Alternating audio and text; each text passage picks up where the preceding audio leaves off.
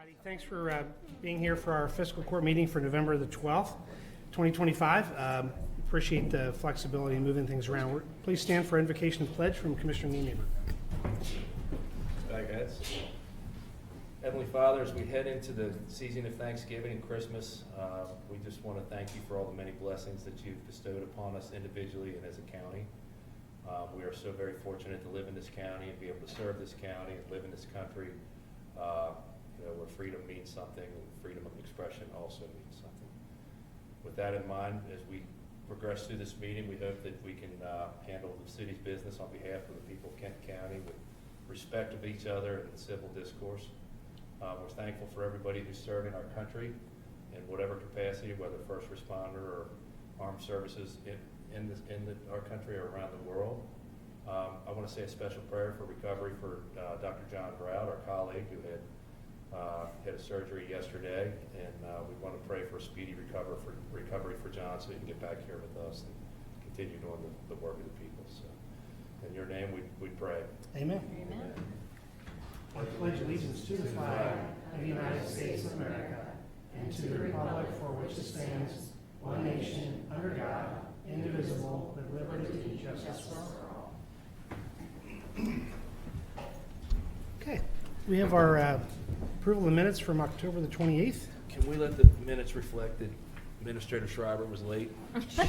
So noted. Speaking of, I'll approve the minutes from October. Well, then I'll second it. Motion second. All in favor? Aye. Aye. Any opposed? Motion carries. We do have a couple of individuals who would like to address the court. Mr. Code. Good morning. This chair.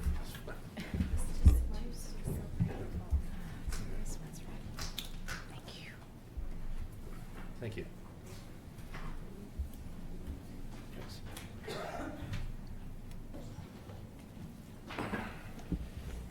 Good morning. Matthew Code on Eads Road. Just let the record reflect that I've distributed a letter to the two commissioners present, the judge executive and the clerk.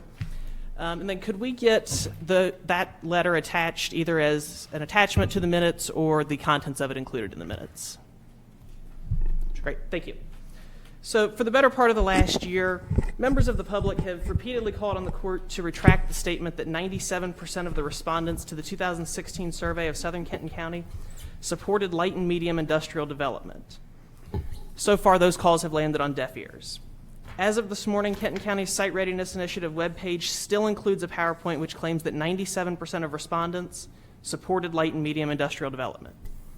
In front of you this morning is a letter from Dr. Lori Garkovich. Dr. Garkovich is a former University of Kentucky professor and has worked on 3 data collection projects in Southern Kenton County, including the 2016 survey. As Dr. Garkovich explains in her letter, the county's statement is a false interpretation of the results of the 2016 survey. The question being cited did not ask respondents if they supported any type of industrial development. To assert otherwise is simply wrong. So I have to renew the calls on the county to immediately retract that statement. While this misinterpretation may have started innocently, it's hard to see how it's innocent at this point. Members of the public have repeatedly explained that the statement is inaccurate. The county's failure to do so feels like an intentional act. At this point, the county is choosing to stand behind an outright lie. And why does it matter? Because a member of the public who knows nothing about the Site Readiness Initiative could decide today to visit the county's website for more information. That person would be exposed to this statement and would be led to believe that 97% of residents support light or medium industrial development. If we have an obligation to be professional, if we have an obligation to be transparent, then we have an obligation not to willfully mislead the public. It's long past time for the county to retract this statement and issue an accurate explanation of the 2016 survey results. As Dr. Garkovich explains in her letter, the residents of Southern Kenton County have continuously affirmed the value and importance of preserving the rural character of Southern Kenton County. She goes on to say, quote, "The consistency in land use preferences of residents and landowners in the rural sub-area of Kenton County across the 20 years of research I conducted is quite simply remarkable. There's no gray area here. Decades of research have shown that Southern Kenton County is opposed to the sort of development the county is encouraging today." Thank you. Thank you. Kimberly Code. Good morning. Sorry. Morning. I don't need one. Okay. Thanks. All right, thanks.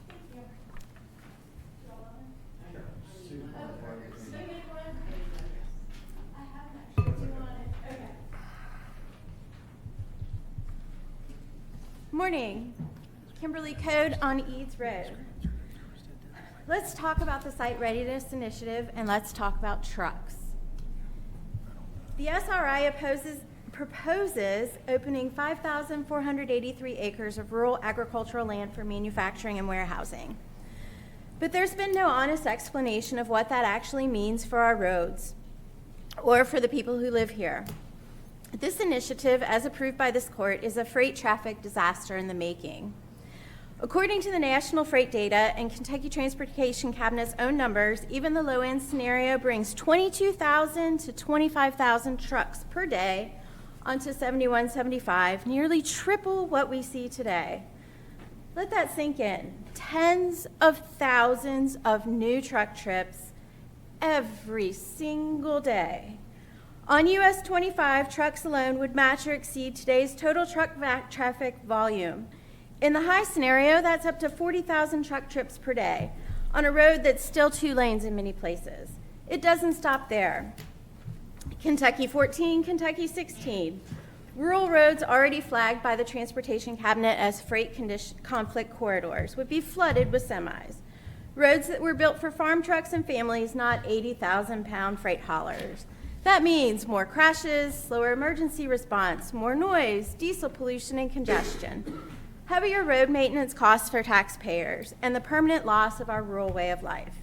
Yet we have no truck routing plan, no infrastructure timeline, no traffic modeling, no environmental impact study, no funding committed from the Transportation Cabinet or anywhere else. The court has greenlit industrial development that would spike traffic by 200 to 1,400% with no plan in place. That's not foresight, it's recklessness. The Transportation Cabinet already says US 25 is a freight conflict zone. Now imagine 30,000 more trucks barreling down it. That's not growth, it's gridlock. No, I'm not anti-development. I'm about basic planning and protecting existing residents before courting speculative industry. Before you rezone 1 more acre, before you approve 1 more shovel-ready site, we deserve a transparent public transportation plan that includes real truck counts, required road upgrades, funding sources, clear truck routes, and firm timelines. Because right now our roads aren't ready, our farms aren't protected, and our voices are being ignored. Kenton County deserves better than a rush to concrete. We deserve leadership that puts residents before rooftops and facts before freight. And you'll see I prepared you a chart with data I pulled from the Transportation Cabinet and from federal transportation data to show you what this plan actually would mean in terms of traffic on our roads. You'll see there's low, moderate, and high, depending on the level of development that occurs on the acreage that you've indicated. Thanks for your time. Thank you. Heather Groothouse, morning.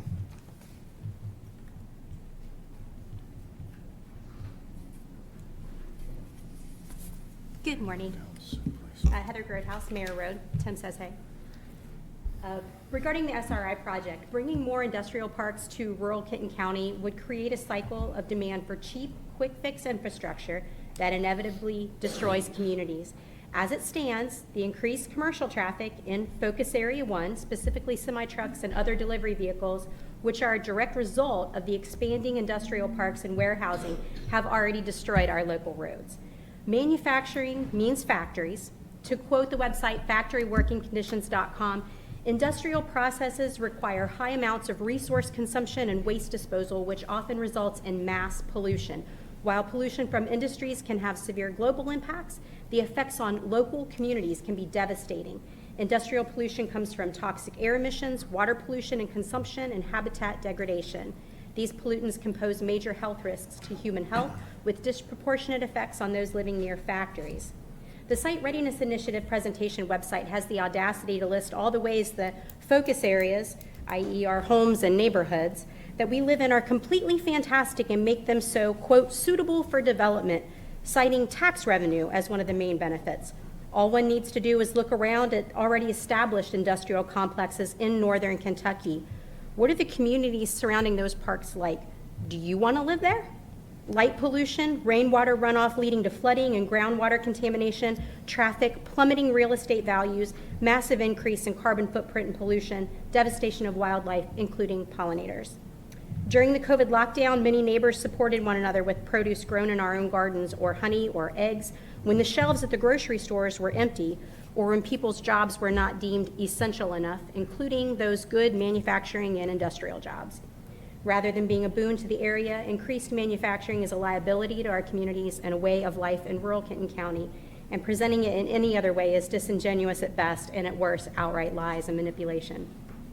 It's our responsibility, it's all of our responsibility to preserve and steward the agricultural and rural nature of Kenton County for our children, our grandchildren, and our own welfare and survival.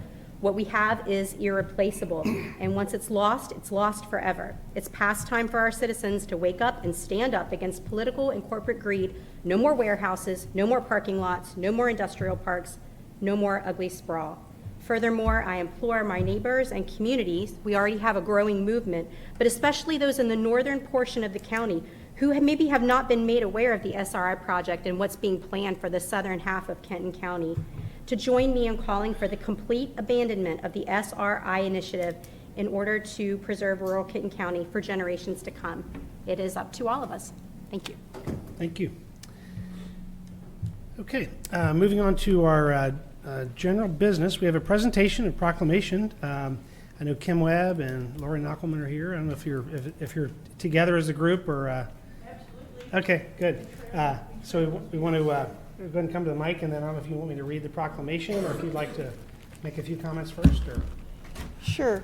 Thank you again to the Kenton County Fiscal Court. We are always thrilled that the court continues to showcase the efforts of the nonprofits in our community for the Hunger and Homeless Awareness Week. I do believe this is probably at least 8 years going on back at our days when we were at Scott Street with Lori and Shelley Werner, who could not be here from Erlanger School. So, again, with everything that's happening in our world and the crisis that we're working, the work that the courts are doing and our communities are doing regarding housing, instability, wage-based housing, and the current SNAP crisis, we appreciate the efforts to allow this and to show the work that nonprofits are doing. So Hunger and Homeless Awareness Week actually begins on the 16th of November. So once again, we have ribbons for the commissioners and for anybody in the audience.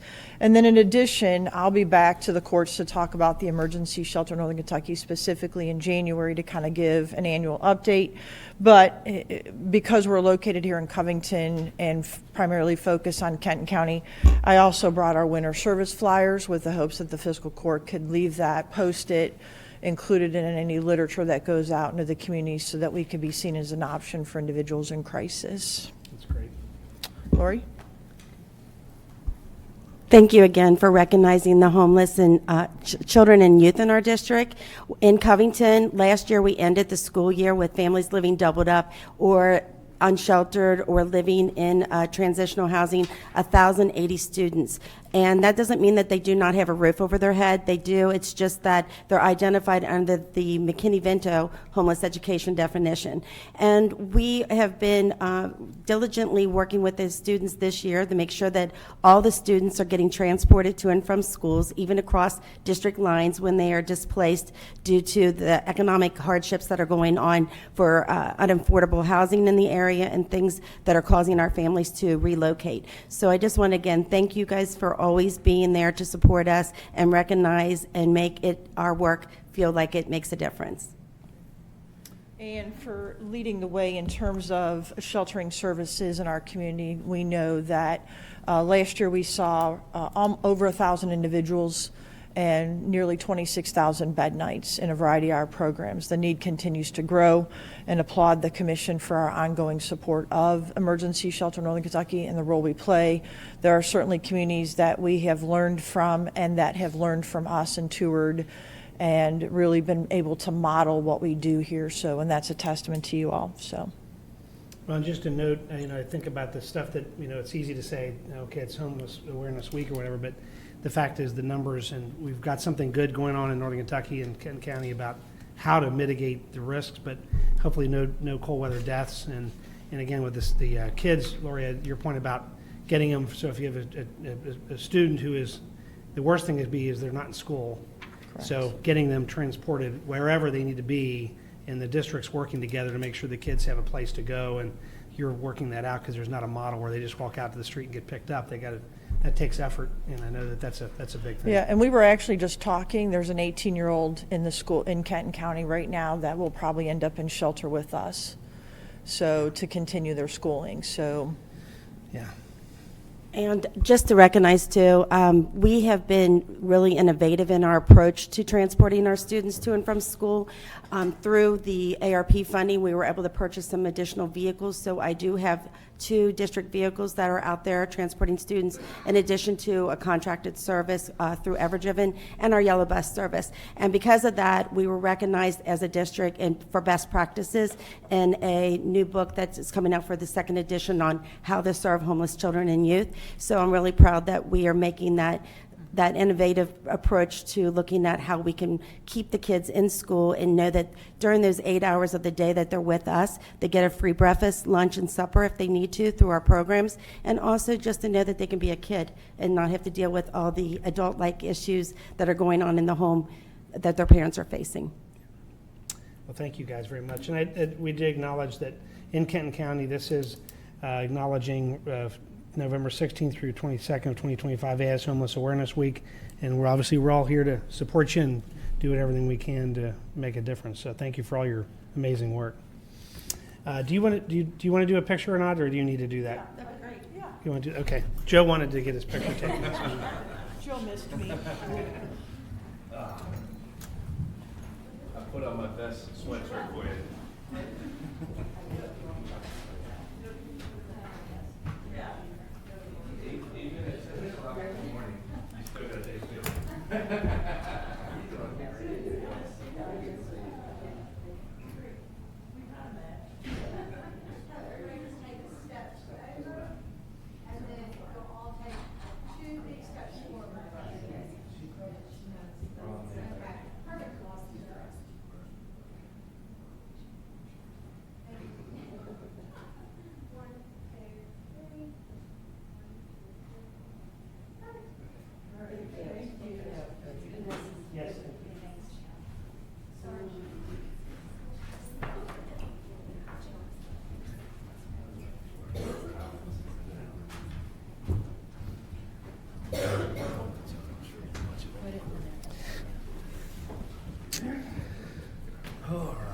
Okay, next we have our request for the approval of a memorandum of understanding between the city, the Covington Independent, Kenton County, and the school district, and the Port Authority with regard to collaborative work on IRBs. Joe? Yeah, in the last session, the General Assembly changed a statute that allowed for IRBs to be issued by one singular entity without getting into a lot of detail. This MOU says we're all going to play nice and we're not going to, do anything to the detriment of the other agencies. And I think it's a worthwhile document to approve. For action? Yes, sir. I'll make a motion to approve.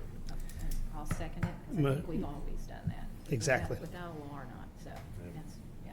Yeah, and to that point, just as a comment, I know that I think back to the, quite frankly, Ralph Drees days, but sticks in my head is that, the city should be a leader, and, if the city says we don't want something, well, we should be listening to that. It's their city.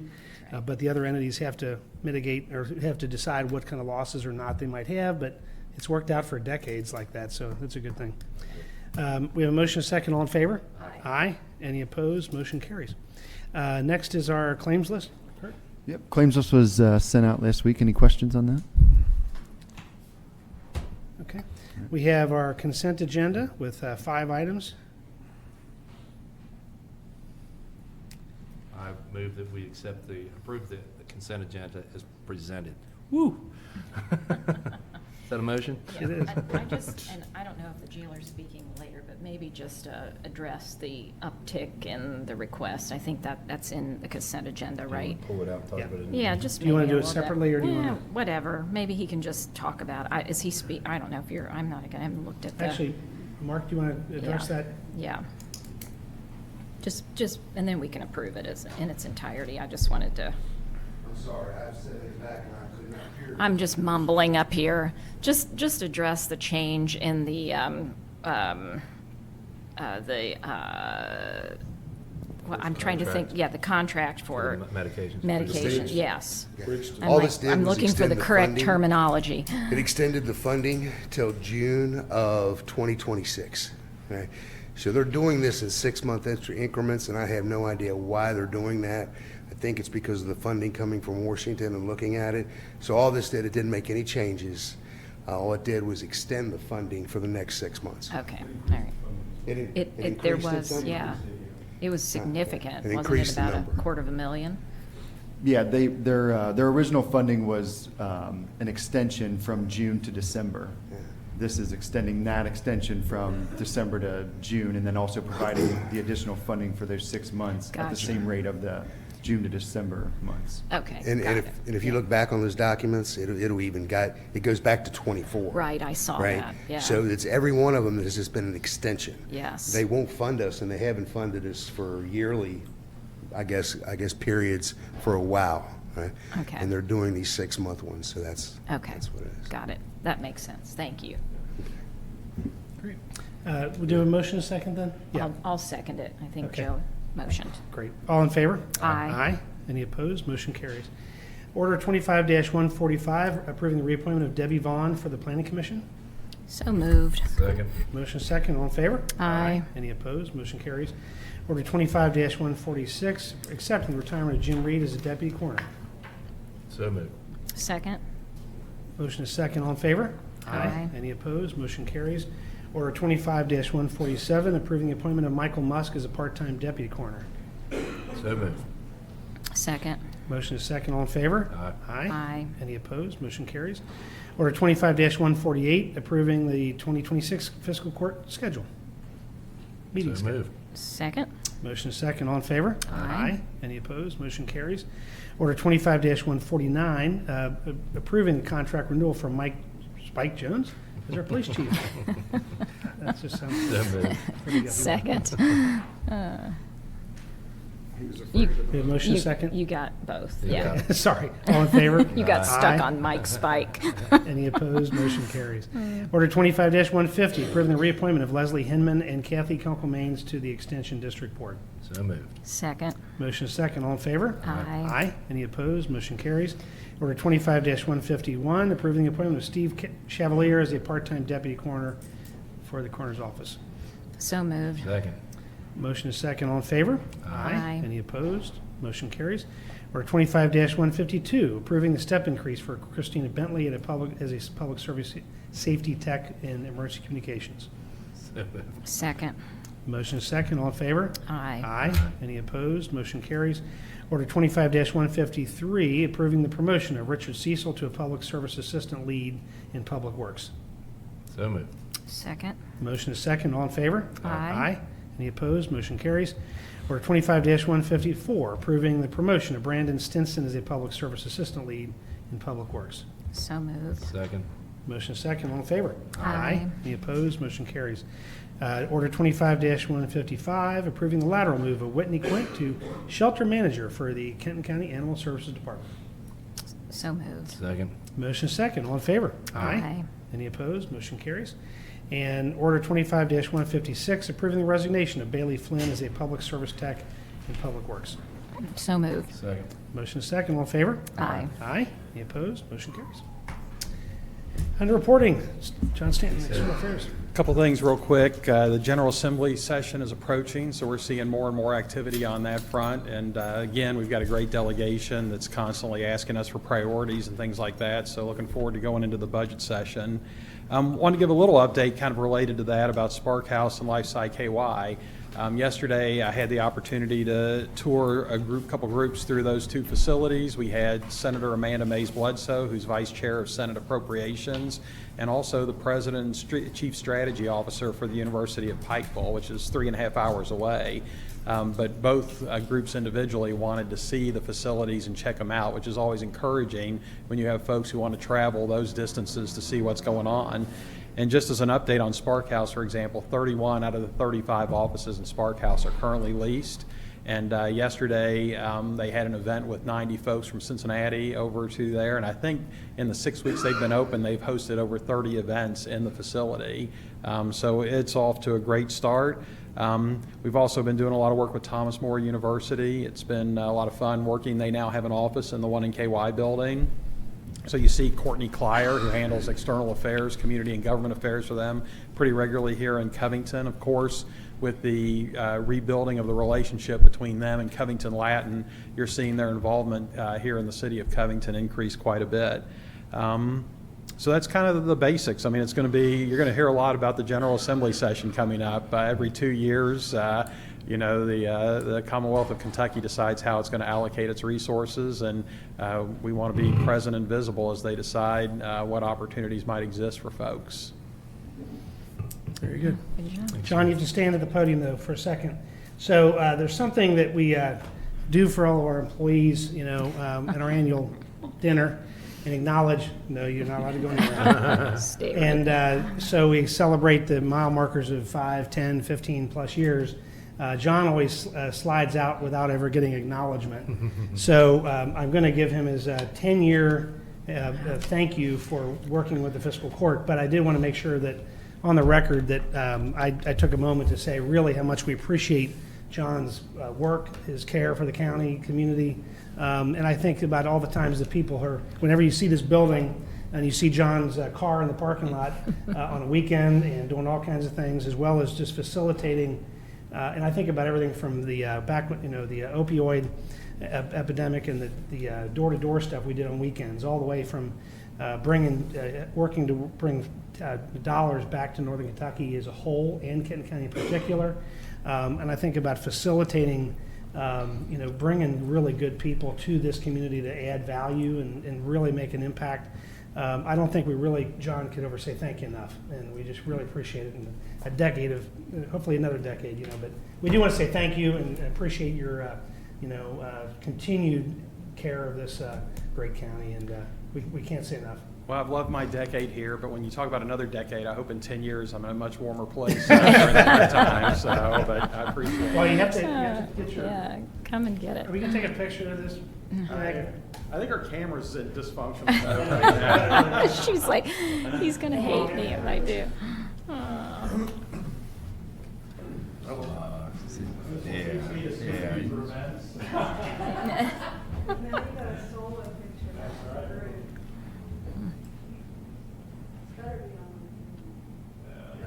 It's better be on LinkedIn. What'd she say? She said this better be on LinkedIn.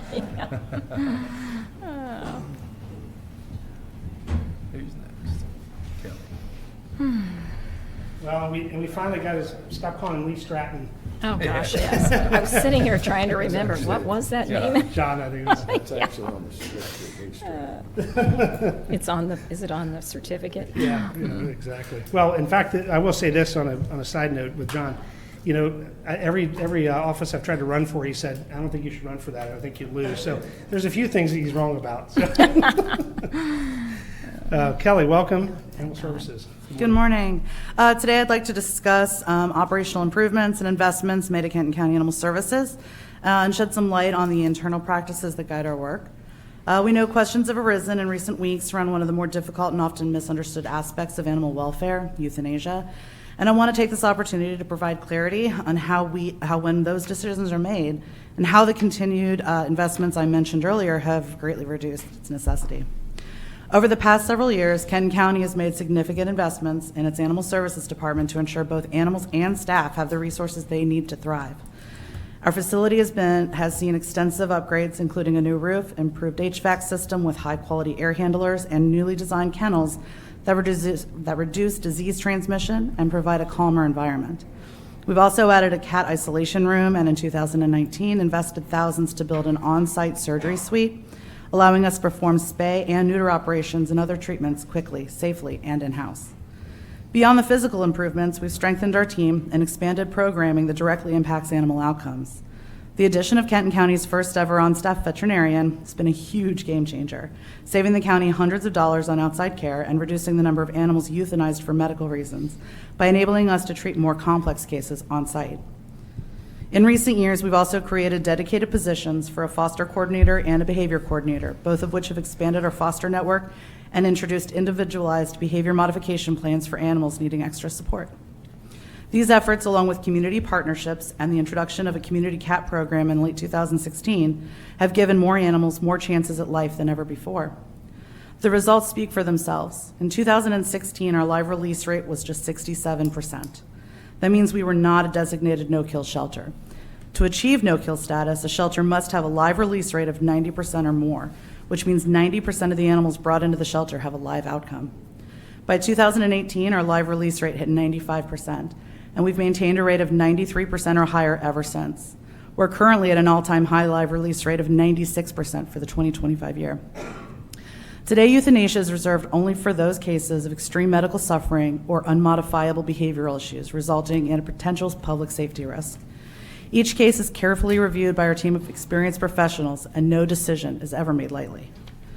Every investment and policy change we've made has been guided by a single goal: to ensure every animal in our care has the opportunity for a safe, healthy, and dignified life, and that when difficult decisions must be made, they are made with compassion, transparency, and respect.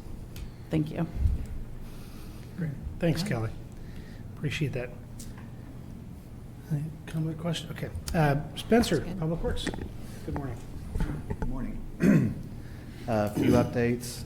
We had our first Snow and Ice event that happened Sunday night leading into Monday. Things went well for our operations. We didn't get a whole lot, but there was enough to stick in some areas, especially low areas, bridges, that type of thing. So we had people out making sure that the roads were treated and people could drive safely. On another note, our resurfacing program that we do every year, we were able to complete it last week, our last annual program. So things turned out great. We got a lot of good feedback from those roads that were resurfaced. Our household hazardous waste event that we participate with Boone and Campbell counties on occurred the weekend before last on November 1st. We had a good turnout. There was 2,200 people that showed up, which is up a few hundred from last year. Things went smoothly, and it turned out to be a great event. Our pavement condition survey that we're have our consultant working on currently to evaluate all of the roads in Kenton County for us. They've been working on it. They've had a few issues with some of their algorithms that they were using to generate some of the scores, but they've got that figured out, and we should be getting our results back next Monday.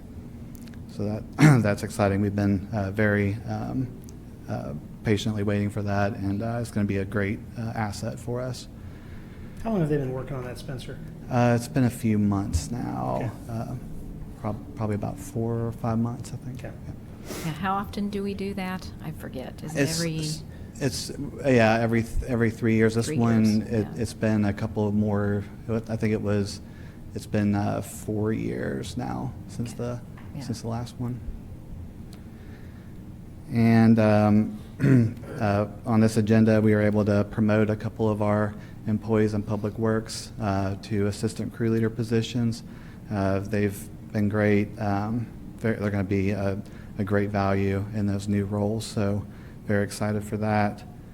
And lastly, our transportation plan update that we're partnering with OKI on is things are moving forward with that. It's on the agenda for the meeting this Thursday, tomorrow, to go over that at the OKI meeting. If you want to speak of just maybe, especially since there were some comments about like not planning for roads in Kenton County, just speak that a little bit in the process. Yeah. So every few years we go through and do an evaluation and determine what roads need improvements, what's our big priorities, where does the county really need some improvements. So in this round that we're going to include with this transportation plan update, we're also going to have pedestrian facilities as well, kind of incorporated into the same plan as opposed to doing them separately. Also with, one of the big things is, being prepared for, any kind of future development. That's one of the infrastructure and roads and utilities were, a big part of that, being able to plan appropriately and make sure that we can, alleviate any kind of traffic congestion and things that could occur from those activities. So, And that is countywide. And so it's been every bit of 5 years, right? Was it? 2018 was the last. Okay, so we're knocking on 7+, and then the whole idea being that, we, through OKI, there, what is 80% plus of it, I guess? It's at 75%. 75% is paid for by OKI, strictly as a consultant, and then with their staff person, but then a consultant will be approved Thursday. So that investment of federal dollars into our long-term plan, and that process will be a year? Yeah, about a year, Yeah. So it really is, and it'll probably be the best we've ever had, but it's something that all the cities, everybody's included in that, from traffic signals to infrastructure and everything else. So. Yeah, a lot of public involvement, so, yeah. Great. Yeah. I guess we could, because, we approved, Gresham Smith would be the one that'll be approved tomorrow. So they were the winning bidder on the deal, and then they'll get approved by OKI's board tomorrow. Yeah. But good stuff. Just a couple things if I can with you, Spencer. And I've asked about this before and I forget the answer. But I find it interesting that, first of all, thank you for helping restripe Highland Pike. I find it interesting that the complaints that we're having about the restriping are from the people who come through our town and cut through my street every morning. So in the interest of seeing what the benefit might be of having some jobs located in the south end of the county, can we get a traffic count at Hands Pike and 3L Highway from 7 to 9 in the morning and from 3 to 5 in the afternoon, going north in the morning and south in the afternoon? Are there any state highway traffic counts for that? Because when we're talking about the impact of South County, I'd invite anybody. In fact, I'll prepare coffee and donuts for anybody who wants to sit on the corner of Warner in Highland Pike or Lorup in Highland Pike and watch not only the amount of cars that are coming from the South County to go to their jobs in the North County or beyond, but I would also like to have them see how many people actually cut through Lorup Avenue to try to avoid the one stoplight in front of the city building. Quite frankly, I could care less if you're inconvenienced coming through our town to get to your job if you're not willing to have jobs in the South County. I'm getting old. I got 13 months left. I guess I care less about what I say anymore. But I do know that the traffic on 3L Highway, I have the opportunity to drive out in the morning sometimes to go south.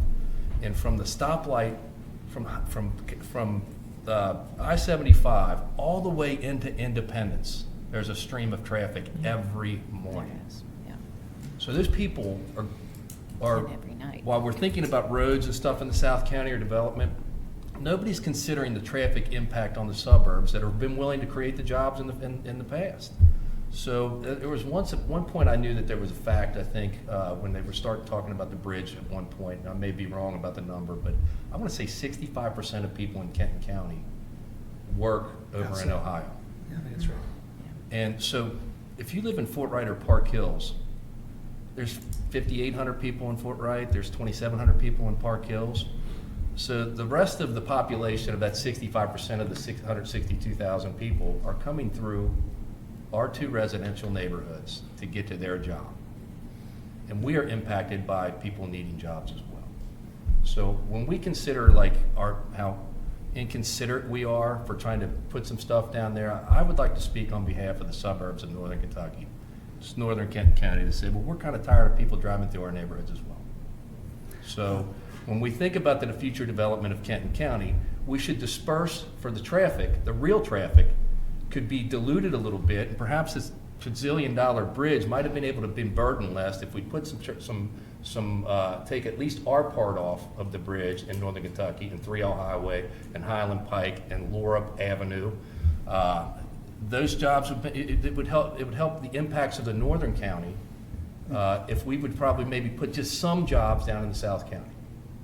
It might actually help reduce the burden on the North County roads and infrastructure, specifically the bottleneck at Park Hills, Fort Wright, and Covington. All of them come through here. I'm watching them go by right now. okay? So while I hear it, and I understand, I'm just crazy interested in Boone County's opinion on our politics. Put it in the minutes, I could care less. But you know, I am concerned about Kenton County residents where I'm from. So, all right. You know, I know that KYTC did a lot of data collecting, you know, with the initial request for the striping update on Highland Pike. It would be interesting to see the traffic count between 7 and 9 I'll reach out to him at to see. Hans Pike and either Hans Pike. I think Hans Pike's probably the best.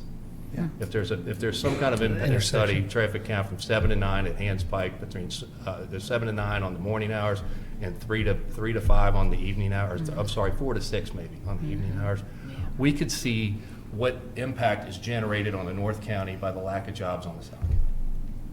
And I think that would be pertinent to the conversation of what we're doing in this SRI. And that's the study part of the SRI.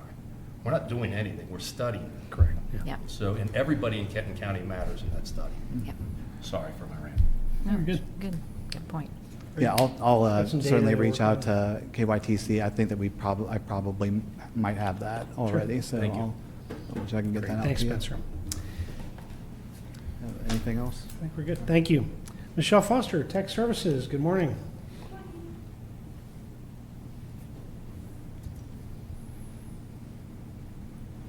How are you all today?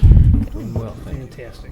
Jessica's at an AI conference in Louisville, so on her behalf, she asked me to update you on a few projects that we have ongoing.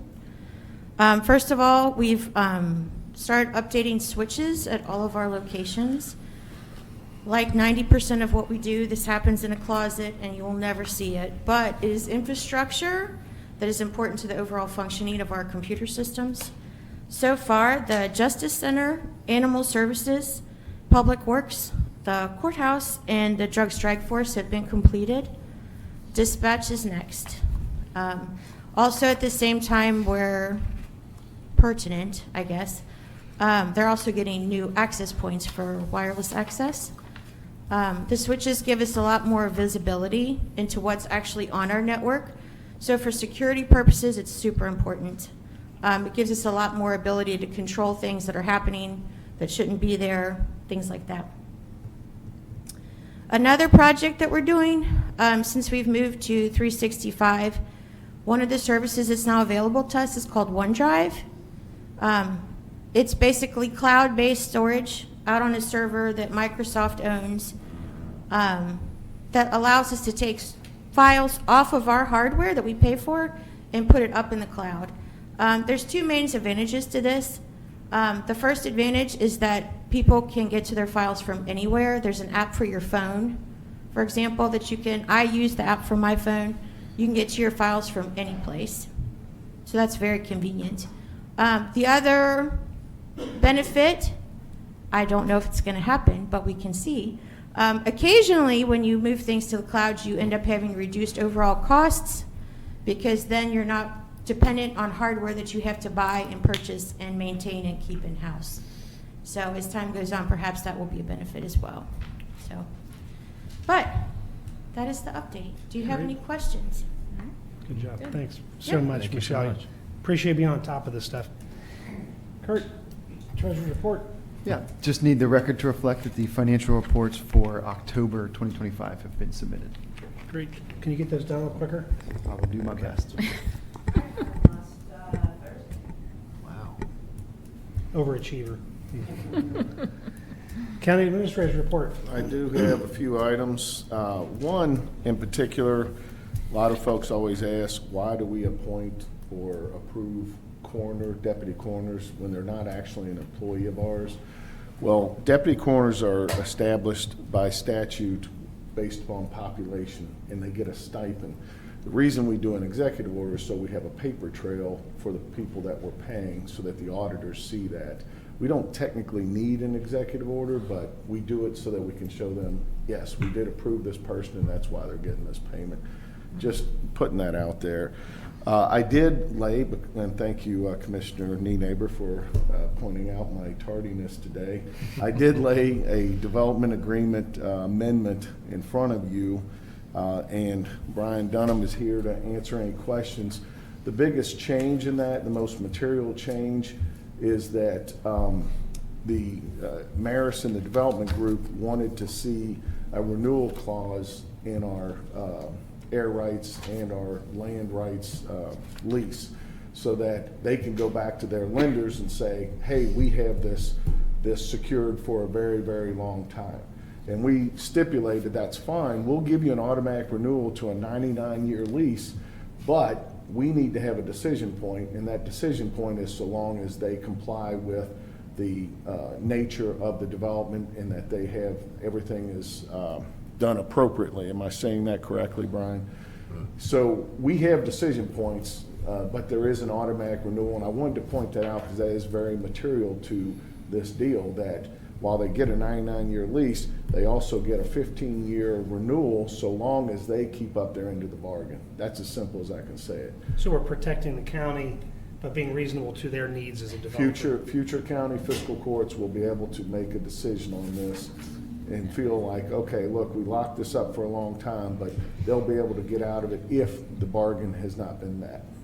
Brian, you want to make a comment? The only thing I'll add is the county would also be entitled at the first renewal, so at the end of the 99-year term, 5% of the value of the site, and then it would automatically renew for 15-year increments after that, so long as they were compliant with the other agreements.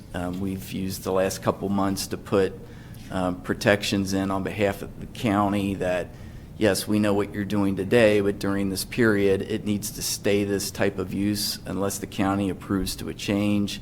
The building can't be modified, majorly going higher or what have you, without the county's approval. And they got to comply with those sorts of things. And as long as they do, it would continue to automatically renew for 15-year increments. So.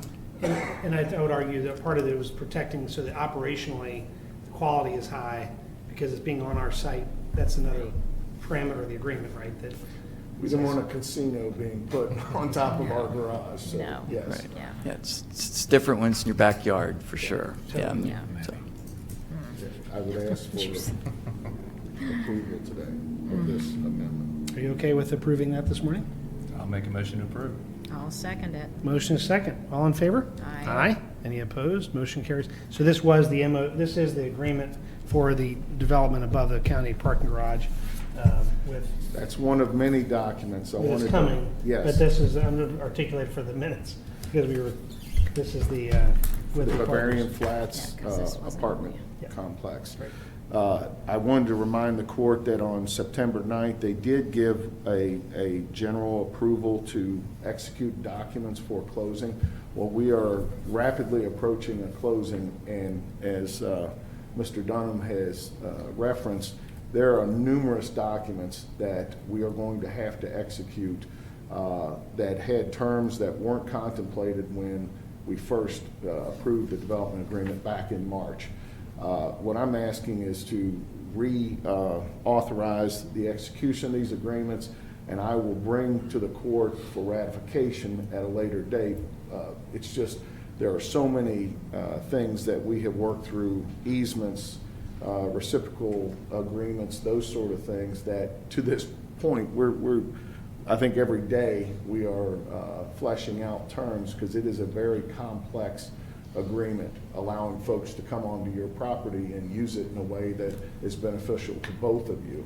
I mean, we don't want to be so strict that it limits their ability to have a quality agreement. So I would ask that the court reauthorize the judge or myself to execute those documents as necessary for the closing, just to make sure that you guys understand that there are numerous terms and things that I will bring back to the court once it's just, we don't have another meeting in November, and we are barreling towards a closing within the next week. So if I could reauthorize that would be great. You're looking I'm just a motion to reauthorize the documents for closing by either you or the judge, or Yes. both of you. That works. Yeah. Yes. second. Okay, motion second. All in favor? Aye. Aye. Any opposed? Motion carries. And lastly, well, I will say this before we move off. I never thought I would say it in a public meeting, but our attorney has earned his money over the last couple months. It has been yeoman's He work. looks tired. He has done a fantastic job protecting the county's interest in this, because developers will ask for the moon and expect it if you don't have someone like Brian on your side. And he's been very reasonable. He's been very, here's what I would want as out of the developer, but I'm also protecting the county. So I just wanted to give a shout out to Brian. He's done a fantastic job for us. One thing I don't have in front of you is the OKI transportation plan. It's a 2-page MOU that basically says that OKI will contribute $200,000. The county will contribute $50,000 on behalf of that plan. I would ask that you allow the judge to execute that upon the attorney's approval of that document as well. Motion to approve. Second. Motion second. Any other question or comment on that? All in favor? Aye. Aye. Any opposed? Motion carries. And that's all I have. Thank you for So aren't you glad I put your report on the agenda? Oh, my Yeah. gosh. That's the longest report you've ever I given. know. This And is it's all true. action This is items, my true. goodness. 13 years worth of pay. Yeah. Commissioner Nienaber. Just a couple things. Brian left before I could give him the compliment. I'm not sure if he was the valedictorian of our class or not, but he and I graduated the same year from Covington Catholic at exact opposite ends of the class rank. And I'm not going to let you know which is which, but no, Brian I'm glad to see that he was there. He's a good representative of Covington Catholic, and he's represented us very well. Just a couple other things. I kind of went on my little rant there, and the studies are important, and when we look at these issues, sometimes I think we end up looking at things in like from a micro level, and really without any kind of thought. I've been thinking a lot about the South County and the SRI signs. You're seeing them everywhere, whatever. And I had a conversation last night with a gentleman about it.